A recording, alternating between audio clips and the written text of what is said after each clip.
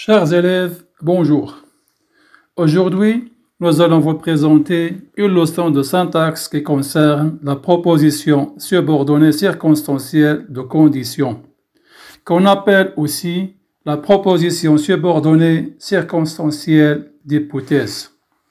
C'est une leçon qui demande de la concentration, de l'application et une bonne connaissance des règles de la conjugaison, et notamment les règles des temps et des modes suivants: le présent de l'indicatif, le futur simple, l'imparfait, le plus que parfait, le conditionnel présent et le mode subjonctif.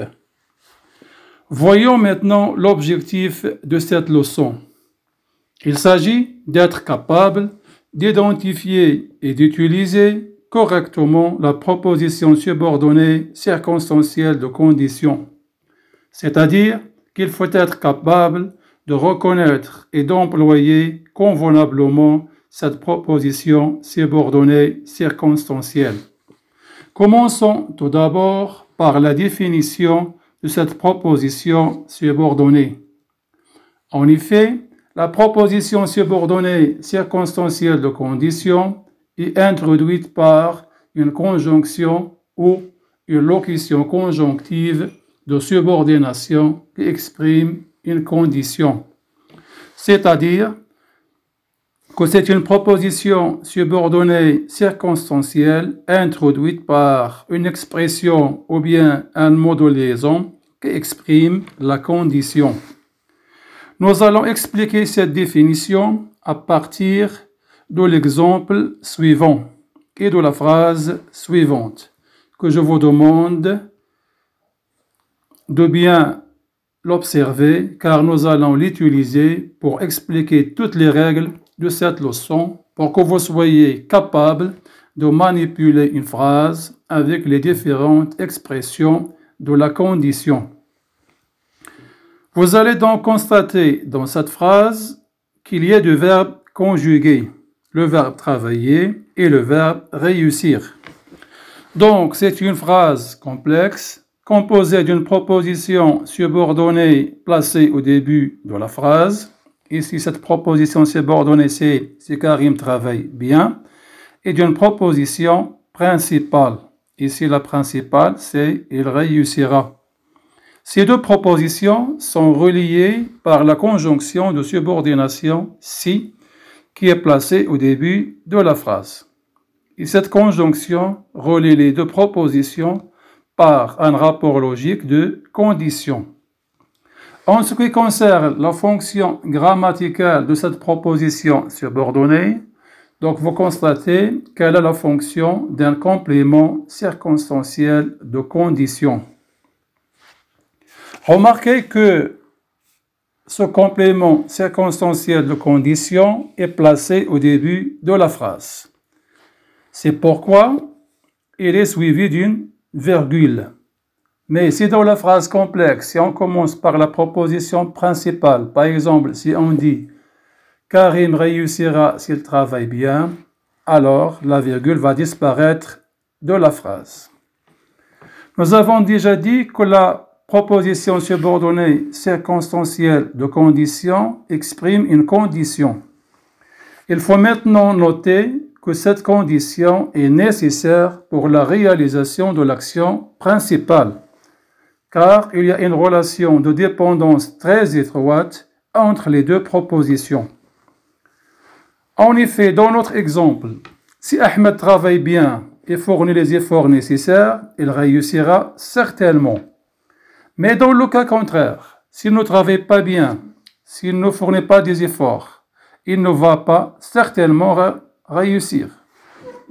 Ainsi, l'action de la principale est réalisable certainement, mais à condition que l'action de la proposition subordonnée se réalise. Donc, dans cette phrase, la proposition subordonnée circonstancielle de condition exprime l'idée de la certitude. Essayons maintenant de dégager ensemble les règles courantes de l'emploi de la conjonction de subordination si.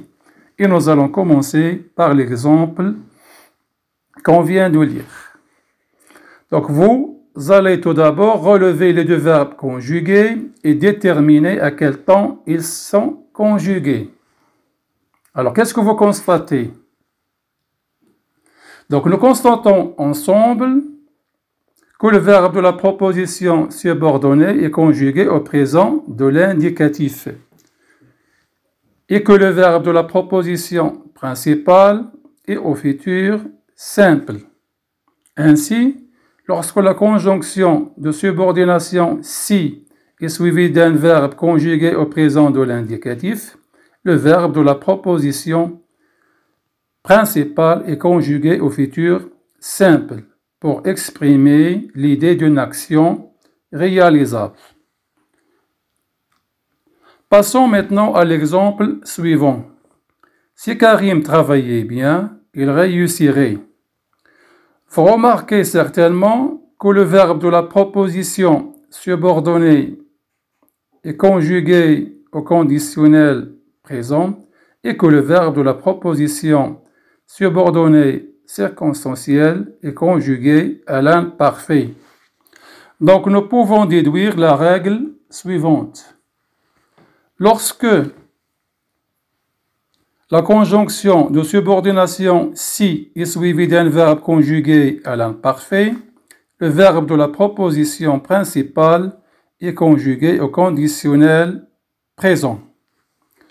Alors vous allez maintenant vérifier si la proposition subordonnée circonstancielle ici dans cette phrase exprime aussi la certitude comme dans l'exemple précédent.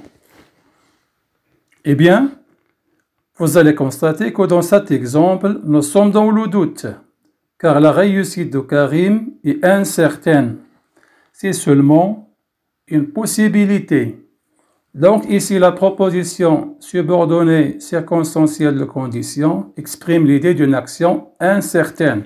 Elle est seulement possible ou bien probable et non pas certaine. Alors, continuons ensemble la découverte des règles de l'emploi de la conjonction de subordination si, à travers l'exemple suivant. Si Karim avait bien travaillé, il aurait réussi. Après avoir dégagé les verbes des deux propositions, principale et subordonnée, vous allez noter que le verbe de la proposition subordonnée est conjugué au plus que parfait. C'est un temps composé formé de l'auxiliaire être ou bien avoir à l'imparfait plus le participe passé du verbe conjugué et que le verbe de la proposition principale est au conditionnel passé. Je vous rappelle que le conditionnel passé est formé de l'auxiliaire être ou avoir conjugué au conditionnel présent et du participe passé du verbe conjugué. On aboutit donc à la règle suivante. Si la conjonction de subordination si est suivie d'un verbe conjugué au plus que parfait, le verbe de la proposition principale est conjugué au conditionnel passé. Il nous reste maintenant à déterminer si la proposition subordonnée circonstancielle de condition exprime la certitude ou bien l'incertitude comme dans les deux exemples précédents. Alors, nous constatons donc que le verbe de la proposition subordonnée est conjugué au plus que parfait. Et le plus que parfait, c'est un temps qui exprime une action déjà achevée dans le passé. Donc, par conséquent, ici, dans cette phrase, on regrette que Karim n'ait pas bien travaillé et qu'il n'ait pas pu réussir. Alors ici, la proposition subordonnée circonstancielle exprime l'idée du regret.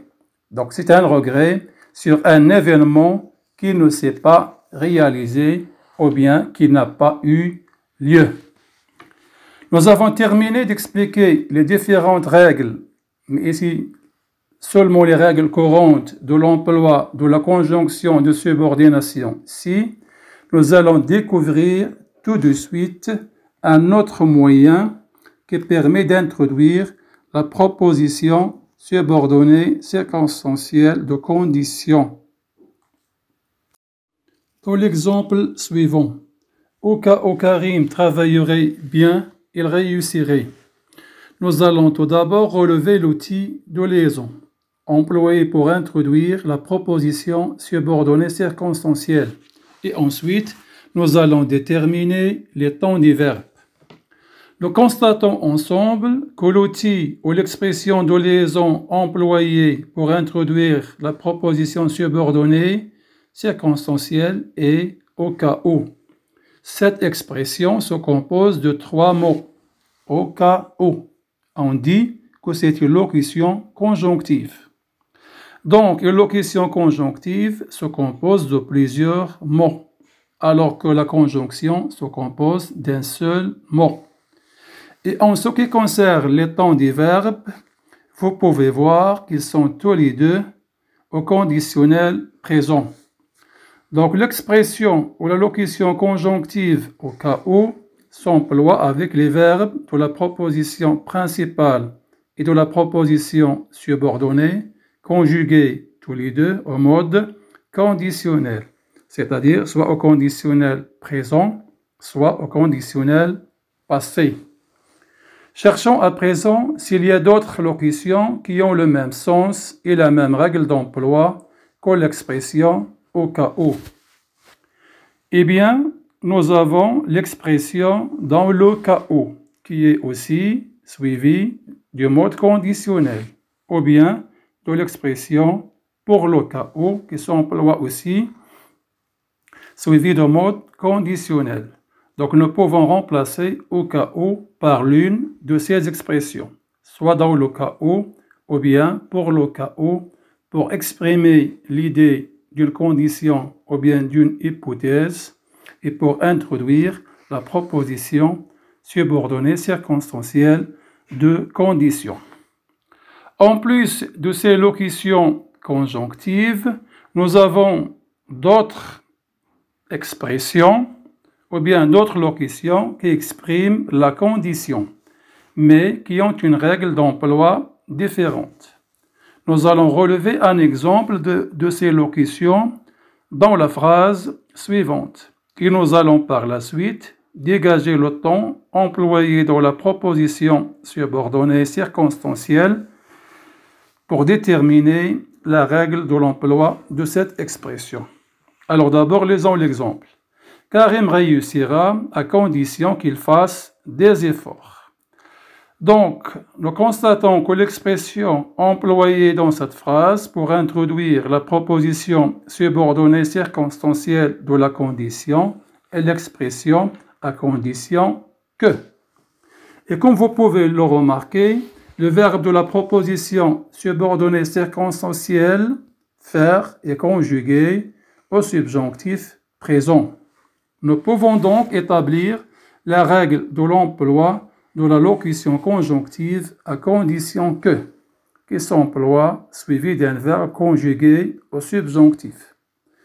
Cette expression peut être remplacée par d'autres locutions conjonctives, comme par exemple pourvu que, en admettant que, en supposant que, qui s'emploie suivi d'un verbe conjugué au mode subjonctif, soit au subjonctif présent, soit au subjonctif passé.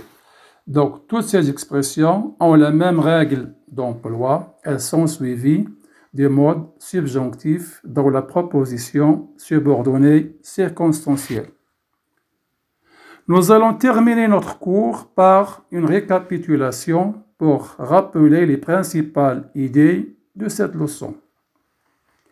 Donc, nous avons expliqué tout d'abord que la proposition subordonnée circonstancielle de condition est introduite par une expression qui exprime l'idée de la condition ou bien de l'hypothèse.